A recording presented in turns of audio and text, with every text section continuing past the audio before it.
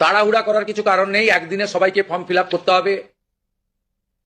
এখন 2,20,00,000 মতো পান, যার মধ্যে ভোটার তালিকা থেকে মৃত, ভুয়া, অভারতীয়, অস্তিত্বহীন এমন প্রায় 30 লক্ষ মতো লোকের নাম আছে। সংখ্যাটা কম বেশি হতে পারে, আমি টেন্টেটিভ বলছি। তারা যেমন পাচ্ছেন তারা তারা পাবেন না, মানে আলটিমেটলি কমে যাবে। কমে গেলেও আমাদের ধারণা যারা বিরাট সংখ্যক, প্রায় 2 কোটির কাছাকাছি হয়তো উপভোক্তা ফাইনালি আসবে।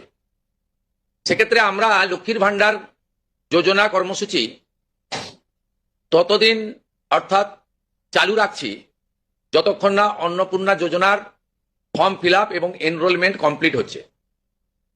আমরা চেষ্টা করছি আগামী 2 তারিখের মধ্যে যারা এনরোলমেন্ট করতে পারবেন, আগামী বুধবার আমাদের ক্যাবিনেটের মিটিং এর পরে আমরা ডিবিটির মাধ্যমে ট্রান্সফার করে দেব। প্রথম কার্যক্ষেত্রে 1 তারিখ থেকেই বেনিফিটেড হবে তারা, জুন মাসের। কিন্তু যেহেতু এনরোলমেন্ট করতে হবে, সেই জন্য আমরা আরো 2 দিন হাতে নিয়ে 3 তারিখে আমরা আপনাদের জানিয়ে দেবো। জানিয়ে দেবো মানে প্রোগ্রাম হবে, যতজন করতে পারবেন। এই কালকে ছুটি আছে, শুক্র থেকে মঙ্গলবারের মধ্যে যতটা এনরোলমেন্ট হবে। তো এটা প্রসেসটা ডেলি চলবে। যেমন যেমন এনরোলমেন্ট হয়ে যাবে, ভেরিফিকেশন হয়ে যাবে, তারা অটোমেটিক কোর্সে লক্ষ্মীর ভান্ডার থেকে অন্নপূর্ণা যোজনায় চলে যাবেন এবং লক্ষ্মীর ভান্ডার তাদের অফ হয়ে যাবে। যতক্ষণ না এনরোলমেন্টের প্রক্রিয়া কমপ্লিট হচ্ছে, ততক্ষণ লক্ষ্মীর ভান্ডারের যে সুবিধা তারা পাচ্ছেন, সেই সুবিধা থেকে তারা বঞ্চিত হবেন না। মানবিক সরকারের এটাই প্রতিশ্রুতি।